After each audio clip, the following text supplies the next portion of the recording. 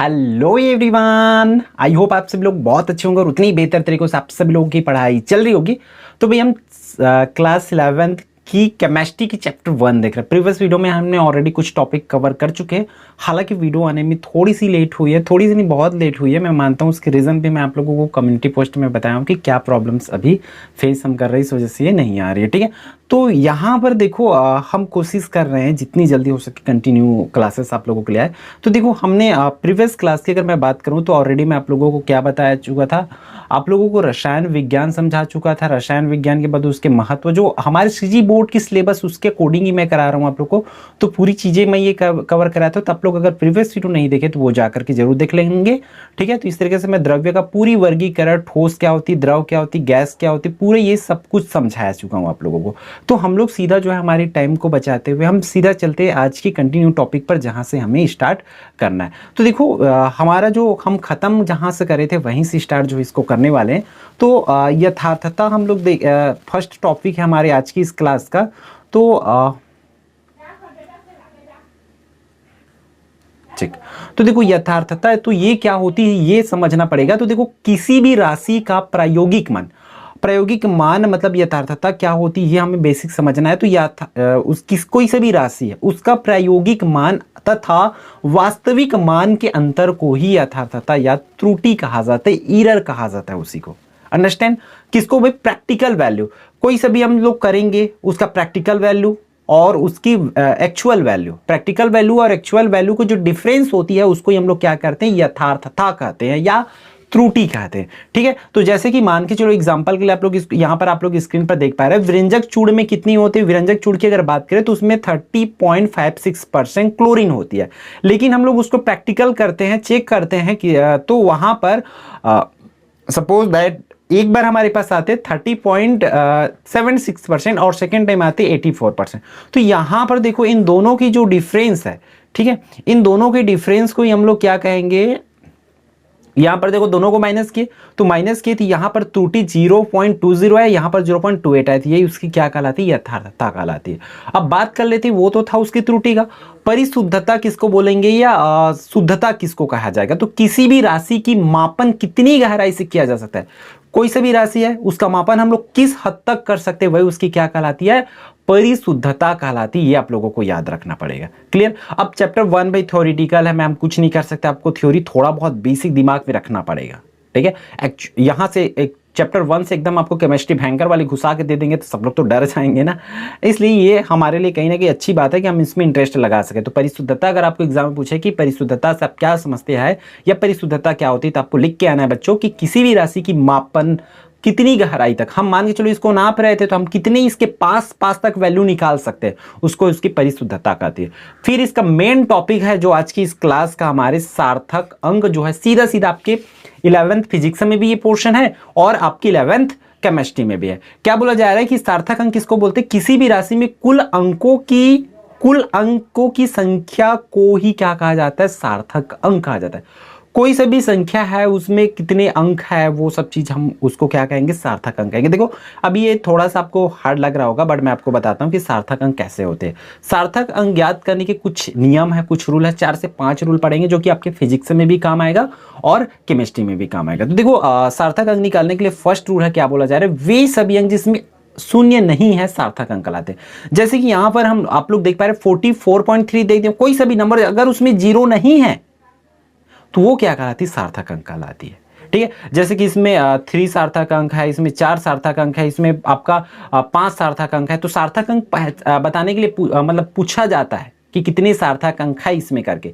तो आप लोग पहला रूल याद रख लेंगे, शून्य नहीं है मतलब उसमें जितने भी नंबर है वो क्या कहलाते हैं? सार्थक अंक कहलाते हैं। ये तो हुआ पहला रूल।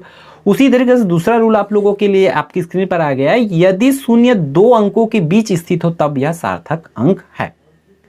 शून्य यहां पर देखो ये शून्य है और यहां पर 2 ठो नंबर के बीच में अगर शून्य जो है 2 ठो नंबर यहां पर मान चलो मैं ऐसा ले लेता 501 मान के चलो ऐसे पॉइंट डाल दिया, तो यहां पर देखो 2 ठो नंबर के बीच में 0 है ना।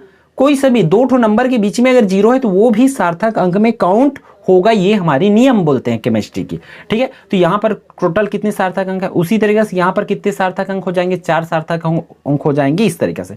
तो 2 रूल आपको बता दिए, पहला कि जितना भी मतलब बिना जीरो है, शून्य नंबर है वहां पर, वो क्या कहलाती है आप लोगों का सार्थक अंक। दूसरा आप लोगों को ये समझना है कि अगर 2 नंबर के बीच, 2 नंबर है आपके पास, 2 नंबर दे दिए, तो दोनों नंबर के बीच में अगर जीरो है तो वो जीरो अभी किस में शामिल हो जाती है, सार्थक अंक में आपके शामिल हो जाती है। क्लियर। फिर हमारा थर्ड स्टार्ट कर लेते हैं भाई। थर्ड रूल जो है आप लोगों को ध्यान में रखना है, जो कि इंपॉर्टेंट है इस चैप्टर की। क्या बोला जा रहा है, दशमलव के दाएं तरफ के शून्य सार्थक अंक होते हैं। दाएं तरफ की सार्थक अंक, जैसे कि यहां पर देखो दाएं बाएं किसको बोलते हैं उसको समझना पड़ेगा आपको। दशमलव के दाएं तरफ ये वाली हमारा दाएं हो जाएगा और इधर वाला बाएं हो जाता है, ठीक है, बाएं, और ये वाला क्या है आपका दाएं, ठीक है, और ये राइट और ये लेफ्ट। इससे तो क्लियर रहेगा आप लोग को। तो अगर मान के चलो दशमलव है और उस दशमलव के बाद में अगर कोई सा भी जीरो है तो उस जीरो को भी आपको किस में शामिल करना पड़ेगा, सार्थक अंक में काउंट करना होगा। याद रखना, आपको उस हर एक रूल को ध्यान में रखते हुए करना पड़ेगा, एग्जाम में पूछा जाएगा तो, ठीक है। हम आपको इंपॉर्टेंट क्वेश्चंस बताऊंगा कि चैप्टर 1 से, चैप्टर 2 से, चैप्टर 3 से कौन कौन से इंपॉर्टेंट क्वेश्चंस है जो हमारे एग्जाम में पूछे जाते हैं, तो वहां से आप लोगों को और भी हेल्प मिलेगा। लेकिन मैं चाहता हूं कि सबसे पहले आप पूरी तरीके से कॉन्सेप्ट क्लियर कर लो, इसलिए ये वीडियो हम बना रहे हैं। तो यहाँ पर देखो दशमलव के बाद 2 नंबर है तो ये भी सार्थक अंक में शामिल हो जाएगा, इसलिए इसमें कितने सार्थक अंक है, 4 सार्थक अंक है, उस वाले में 3, ठीक है। अब यहाँ पर देखो दाएं तरफ था तब तो वो शामिल था, लेकिन बाएं तरफ अगर शून्य शामिल रहेगा तो वो शामिल नहीं रहेगा। जैसे कि 0.23 इसमें 2 ही ठो सार्थक अंक होगा, क्योंकि वो दशमलव के बाएं तरफ है, तो बाएं तरफ रहेगा तो उसका कोई वैल्यू नहीं है।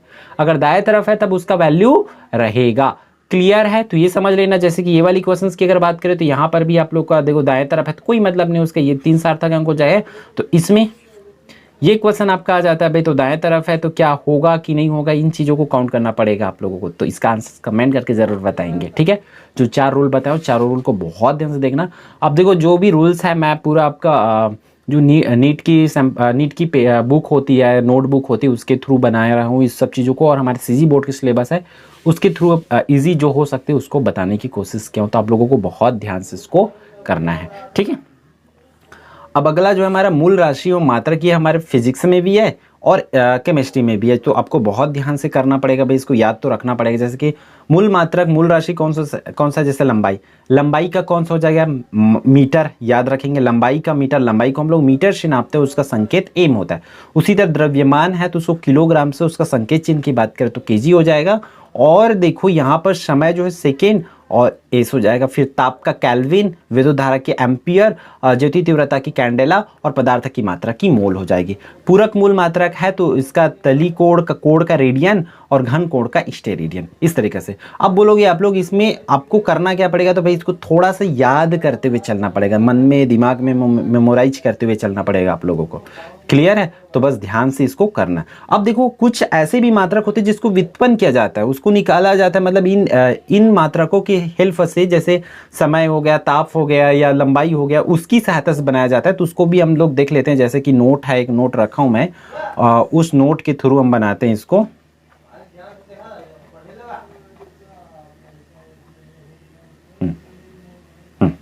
यहाँ पर हालांकि आप लोग को थोड़ा सा डार्क दिख रहा होगा, मैं पढ़ के बताता हूँ, 1-2 देखते हैं जैसे इसको निकालते कैसे। मैं फिजिक्स की में ऑलरेडी इसको कराया हूँ तो वहां से आप लोग देख पाओगे। देखो क्षेत्रफल है तो क्षेत्रफल का क्या होता है, लंबाई गुणी चौड़ाई होती है। अब लंबाई का मात्रक क्या होता है, मीटर, तो मीटर लिखेंगे, गुणा यहाँ पर चौड़ाई का मात्रक क्या होता है, मीटर होता है, तो यहाँ पर भी मीटर, तो मीटर और मीटर की गुणा मीटर स्क्वायर। इस तरीके से देखो इसको व्युत्पन्न किए हैं हम लोग। वहां पर जो हमारा क्या था, मूल मात्रक थे, तो उन मात्रकों की सहायता से इसको व्युत्पन्न किए बनाए, इसलिए इसको व्युत्पन्न मात्रक या उत्पन्न इकाई कहा जाता है। अंडरस्टैंड, तो ये हो गया। आयतन की अगर बात करें तो आयतन का क्या होता है, लंबाई गुणी चौड़ाई गुणित ऊंचाई होता है, तो लंबाई का मात्रक मीटर, चौड़ाई को भी मीटर से नापेंगे, ऊंचाई को भी मीटर से नापेंगे, तो इस तरीके से यहाँ पर मीटर का क्यूब हो जाएगा, मीटर टू दी पावर 3 हो जाएगा यहाँ पर, तो इस तरीके से ये हो जाएगा। ठीक है, तो बस चीजों को समझते हुए चलना है आप लोगों को। आगे की अगर बात करें इसमें आगे क्या हमारा वेग, वेग का सूत्र क्या होता है, विस्थापन बटा समय। तो विस्थापन मतलब विस्थापन कैसे होगा, मीटर में विस्थापन होगा, और समय का सेकेंड होता है मीटर पर सेकेंड, इस तरीके से ये हो जाता है। तो आप लोगों को इस तरीके से दिया जाएगा तो आप लोग समझते चलना पड़ेगा। यहाँ पर नोट है तो थोड़ा सा डार्क में आप लोगों को दिख रहा होगा, बट मैनेज करते हुए आपको थोड़ा चलना पड़ेगा। क्लियर है। अब मूव ऑन करते हैं हमारे मेन टॉपिक पर। वो क्या है भाई, आगे का जो रासायनिक संयोजन का नियम है। तो रासायनिक संयोजन के नियम के लिए भी हमें नोट में ही जाना पड़ेगा आई थिंक। ठीक है, हाँ, ये यहाँ से थोड़ा सा मैं पढ़ के बताते जा रहा हूँ, समझाने का कोशिश कर रहा हूँ, आप लोग समझने की कोशिश करना। नोट का है इस वजह से यहाँ पर डार्क हुआ और इसको लाइट करने से ये ओवर राइट हो जा रही थी, मतलब सही से विजिबल नहीं हो पा रही थी। ठीक है, तो इसलिए नोट का है रासायनिक संयोजन के नियम। रासायनिक संयोजन के नियम में आप लोगों का पहला जो नियम है द्रव्यमान संरक्षण का नियम, इसको समझते चलो। द्रव्यमान संरक्षण का नियम क्या बोलते हैं आप लोग याद रखना। द्रव्यमान को न तो उत्पन्न किया जा सकता है न तो नष्ट किया जा सकता है, यही द्रव्यमान संरक्षण का नियम है। ऊर्जा संरक्षण वाला जो नियम पढ़े तो ऊर्जा को न तो उत्पन्न किया जा सकता है न तो नष्ट किया जा सकता है, सेम ये भी द्रव्यमान संरक्षण का नियम है। बट यहां पर हम लोग इसको दो तरीका से लिख सकते हैं, जैसे कि इसको समझने की कोशिश करते हैं। भौतिक या रासायनिक परिवर्तन में अभिकारकों तथा अभिकारकों का जो कुल द्रव्यमान है उत्पाद के कुल द्रव्यमान के बराबर होते हैं। मान के चलो यहां पर कैल्शियम कार्बोनेट है, CaCO3 है, उसको मैं गर्म करूं, यहां पर ये गर्म का साइन है जो डेल बना हुआ है, कैल्शियम ऑक्साइड अलग और कार्बन डाइऑक्साइड अलग हो जाती है। तो यहां वाली जो द्रव्यमान है, यहां की पहले की जो अभिकारक की द्रव्यमान है, वजन है, वो बनने वाले जो द्रव्यमान है उत्पाद है उसके द्रव्यमान के बराबर होती है। इसे ही द्रव्यमान संरक्षण का नियम कहा जाता है। अब यहां पर देखो, यहां पर उसके परमाणु के हिसाब से लिख देंगे। कार्बन कैल्शियम का 40 होता है, कार्बन का 12 होता है, O3 का 48 हो जाएगा। इस तरीके से किया गया तो 100 किया गया। तो आप लोग इस तरीके से भी इसको समझ सकते हो। ये हमारा समीकरण के अकॉर्डिंग जो है करेक्ट है, बट प्रैक्टिकल के पॉइंट ऑफ व्यू से ये हमारी करेक्ट नहीं। हम प्रैक्टिकल करेंगे। मान चलो मैं इसको गर्म करूंगा, कैल्शियम कार्बोनेट को गर्म करूंगा, तब हमारा बनेगा कैल्शियम ऑक्साइड और कार्बन डाइऑक्साइड। तो कैल्शियम ऑक्साइड और कार्बन डाइऑक्साइड दोनों की वजन जो है मिलाकर के बराबर होगा किसके, कैल्शियम कार्बोनेट के वजन के हिसाब से। यही हमें द्रव्यमान संरक्षण का नियम समझाना चाह रहे हैं। क्लियर है। फिर आगे हमारा दूसरा नियम आता है जो स्थिर अनुपात का नियम। तो स्थिर अनुपात का अगर नियम की मैं बात करूं तो इसको भी बहुत ध्यान से आप लोगों को समझना पड़ेगा। ये क्या बोलती है स्थिर अनुपात का नियम, कि रासायनिक तत्वों में तत्वों का जो अनुपात है वो स्थिर होता है। जैसे कि हम समझ सकते जो यौगिक है, कोई सा भी यौगिक, जैसे कि मैं मान के चलो ले लेता हूं H2O लेता हूं, है ना। तो H2O जो है किसी भी कभी पर भी मिलता है तो उसका अनुपात वही रहेगा, मतलब हमेशा H जो है डबल रहेगा और वो जो है सिंगल रहेगा। वो अनुपात स्थिर होता है, निश्चित होता है। ये हमें स्थिर अनुपात का नियम सिखाना चाह रहे हैं। H2O में देखो यहां पर वही लिखे H व O का एक निश्चित अनुपात होता है, ठीक है। उसी तरह CO2 जो है हमेशा निश्चित अनुपात में होता है उस तरीके से। अब मान के चलो यहां पर अलग हो गया, H2O2 हो गया, तब भी इसके अनुपात सेम, मतलब वो सेम रहेगा, अनुपात स्थिर रहता है। तो किसी भी यौगिक का अनुपात जो है निश्चित रहता है। ये हमें स्थिर अनुपात का नियम जो है सिखाता है। जैसे कि CO3 लेंगे तब भी इसका अनुपात जो है क्या रहेगा, सेम रहता है, निश्चित रहता है, स्थिर रहता है। ये हमें स्थिर अनुपात का नियम सिखाता है।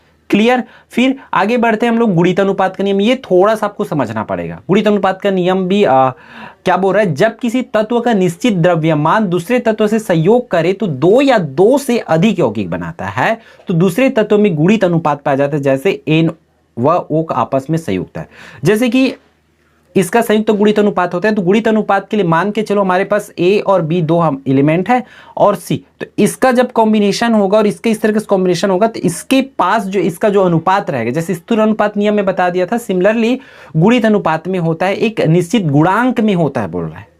ठीक है, यहां पर इस तरीके से देख सकते हो, यहां N2O है, N2O है, तब यहां पर 28 और कितना है 16 है, O का 16, उसी से 14 16 है। तो यहां पर जो इसका अनुपात है वो गुणित अनुपात होता है, मतलब गुणांक के बेसिस पर होते हैं, ये बोला जा रहा है।